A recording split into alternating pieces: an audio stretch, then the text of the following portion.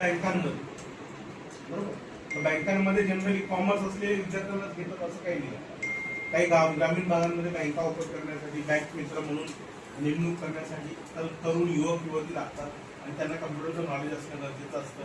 घरोघरी जाऊन सर्वे करणं असतं, घरोघरी जाऊन पैसे कलेक्ट करणं असतं. आता बघा पिगी बँक सारखे कन्सेप्ट आलेले आहेत किंवा प्रत्येक दुकानात जाऊन काय केलं जातं, पैशाचं कलेक्शन केलं जातं. त्याला स्वल्प बचत अल्प बचत असं म्हटलं जातं. असे जे लोक असतात ज्यांना कम्प्युटरचं नॉलेज असतं त्यांच्याकडे बँका सहज तुमच्या हातात ती मशीन देते आणि नाही म्हटलं की 5 ते 10 हजारची नोकरी तुम्हाला काय मिळेल बँकांमध्ये. ग्रामपंचायती आहेत.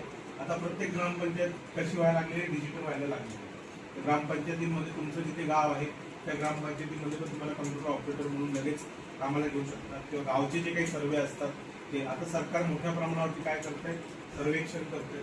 तुम्ही सर्वेक्षणांच्या कामामध्ये डाटा एंट्रीसाठी, डाटा अनालिसिससाठी कोणाची गरज पडणार आहे, कम्प्युटर धारक विद्यार्थ्यांची गरज पडणार आहे.